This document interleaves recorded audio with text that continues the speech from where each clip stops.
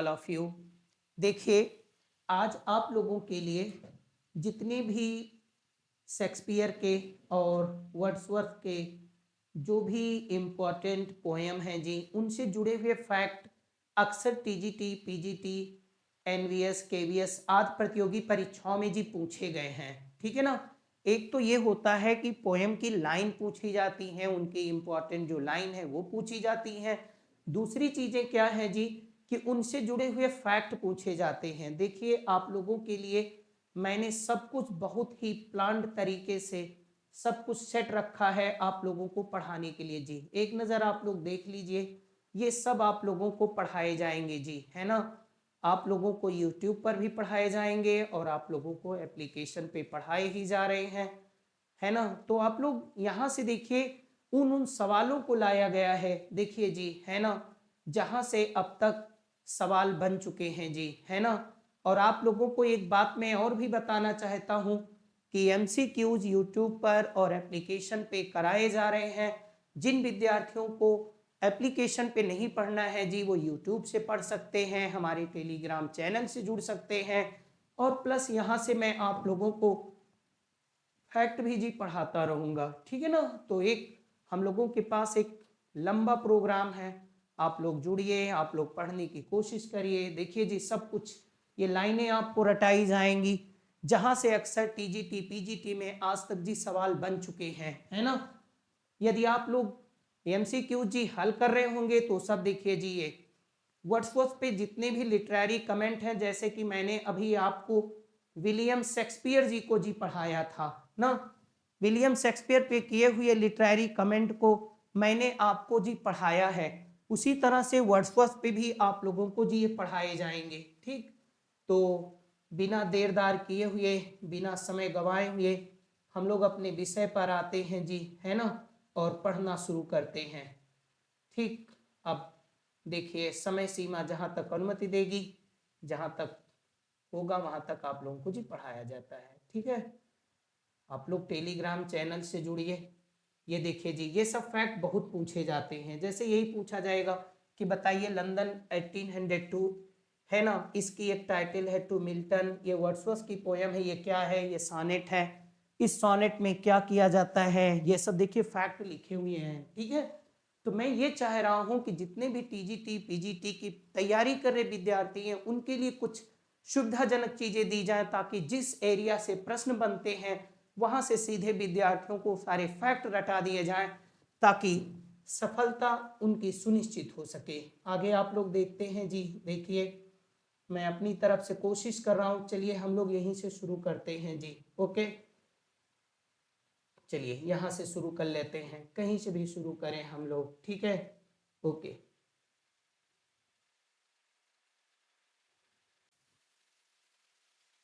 देखिए, तो मैं आप लोगों को पहली पोएम जो है वो वर्ड्सवर्थ की जी, आपके एक पोएम है उनकी जी, ये देखिए, एक माइकल। ठीक है ना। अब जरा इसके बारे में फैक्ट को आप देखिए। देखिए, सबसे पहली बात तो क्वेश्चन यहीं से बन सकता है जी। एक क्वेश्चन बनेगा कि माइकल क्या है ना, what is the genre of the Michael. Michael क्या है जी, माइकल एक पेस्टोरल नैरेटिव पोयम है जी, है ना। इसका जो बैकग्राउंड है जी, वो देहाती बैकग्राउंड है। ये सब फैक्ट आपको याद रहने चाहिए जी, है ना। ये सब बात आपको ध्यान रखना चाहिए। और माइकल, ये भी सवाल जी पूछे गए हैं, माइकल कौन होता है। मैं आपको ये जो माइकल पोयम है, इसको भी मैं आपको पूरा डिटेल्स में पढ़ाऊंगा जी, है ना। लेकिन आप लोग इन फैक्ट को थोड़ा सा ध्यान में रखिए कि माइकल कौन होता है। माइकल इज अ शेफर्ड, और माइकल की एज कितनी होती है जी, 80 ईयर्स। याद रखिएगा जी, ये सब प्रश्न जी बन चुके हैं, ठीक है ना। और Isabella is Michael's wife, Michael की पत्नी का नाम क्या है जी, Isabella, who is 20 years junior to him. यानी माइकल की जो पोयम होती है इसाबेला, उसकी एज जो होती है माइकल से 20 ईयर्स जी कम होती है। She is junior to him by 20 years, right. आगे हम लोग ध्यान देते हैं, थोड़ा सा आप लोग ध्यान दीजिए जी। ओके, यहां से ओके, और क्या कहते हैं कि Luke is son of Michael, और ल्यूक कौन होता है जी? माइकल का बेटा होता है ना।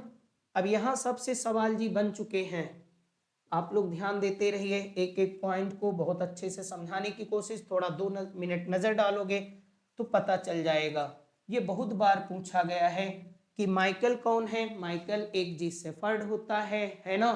और माइकल की पत्नी का क्या नाम है? माइकल की वाइफ का नाम जी इसाबेला है। She is 20 years junior to him, right. और ये एक माइकल एक नैरेटिव पोयम होती है। ये सब सवाल बने हैं और नेक्स्ट एग्जाम में इनके बनने की जी प्रबल संभावना है। आप लोगों को इसलिए पढ़ाया जा रहा है और मैं इस पोयम को भी आपको लाइन बाय लाइन पढ़ा दूंगा, ठीक है।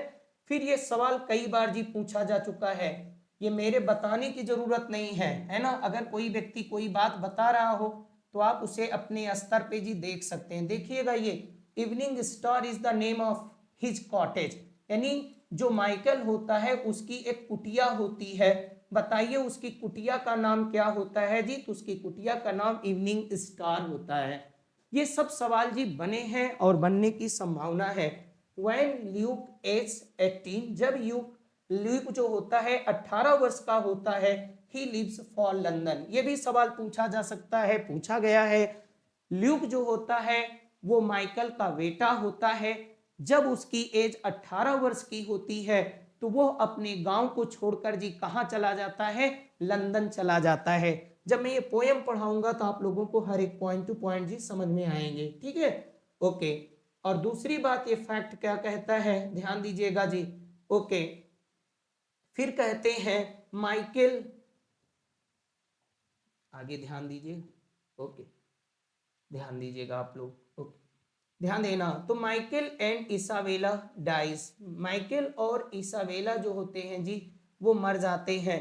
फिर कहते हैं द कॉटेज इज डिमोलिश्ड, और वो कॉटेज जो होती है जी वो गिरा दी जाती है, उसे ढा दिया जाता है। Poem narrates sorrowful life of Michael, यानी जो ये पोयम होती है माइकल, यानी poem Michael narrates sorrowful life of Michael who is a shepherd, ठीक है ना जी। तो ये पोयम एक नैरेटिव पोयम होती है। जितने भी फैक्ट आपको बताए गए हैं एक नजर आप इन पे फटाफट डाल लो जी, यहाँ से प्रश्न बने हैं। फिर से आप लोग नजर डालिए जी जरा, ओके, ध्यान देना। माइकल क्या होता है जी? एक पेस्टोरल, माइकल एक नैरेटिव पोयम होती है, पेस्टोरल नैरेटिव पोयम होती है। पेस्टोरल नैरेटिव पोयम होती है। माइकल एक शेफर्ड होता है, माइकल 80 ईयर्स का होता है। Isabella is Michael's wife who is 20 years junior to him, जो उससे 20 साल की जूनियर होती है। ल्यूक कहाँ आता है? ल्यूक वर्ड्सवर्थ की पोयम माइकल में आता है, जो कि माइकल का बेटा होता है।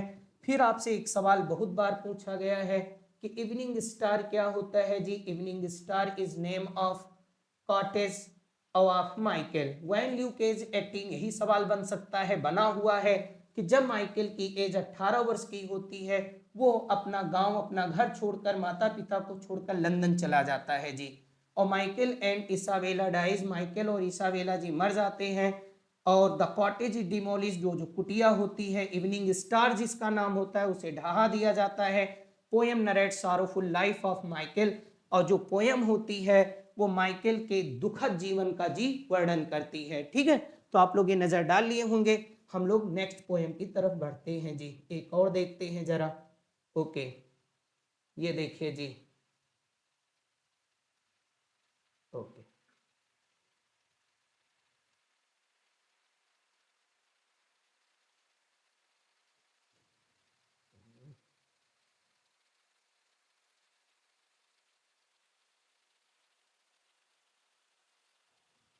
देखिए। और दूसरी पोयम के बारे में हम लोग अब बात करने जा रहे हैं, इसको भी देख लीजिए, आपको बताया गया है। देखिए दूसरी है द टेबल टर्न, यहाँ से लाइन बहुत बार पूछी गई है।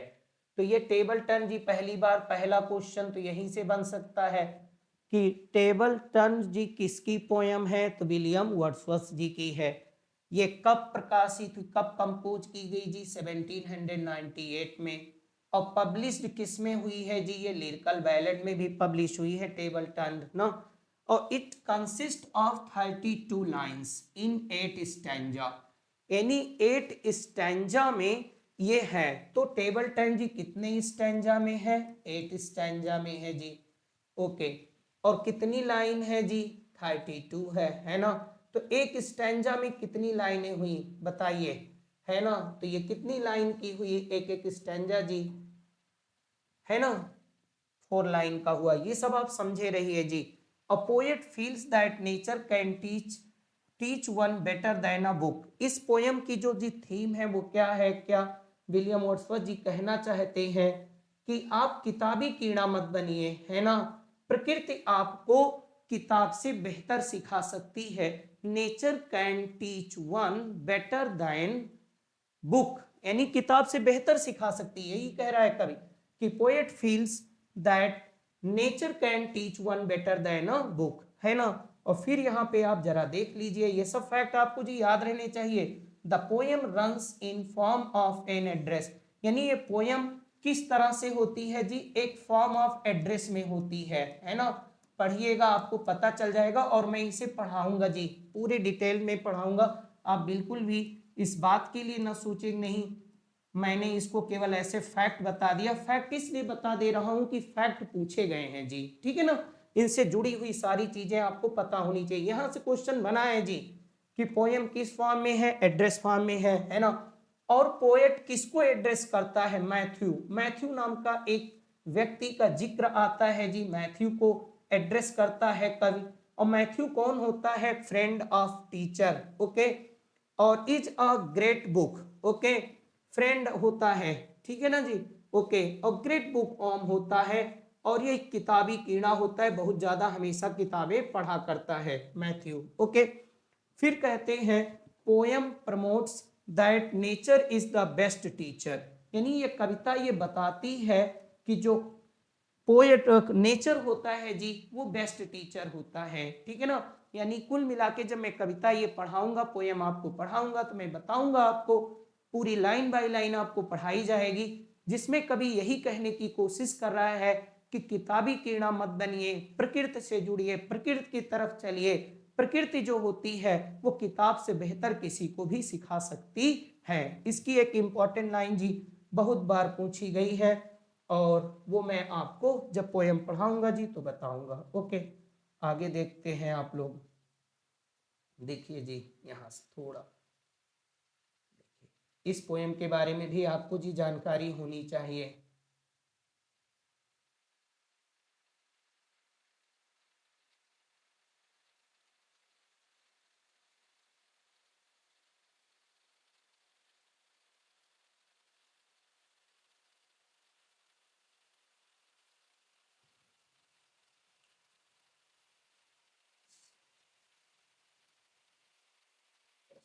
ओके, ध्यान देना।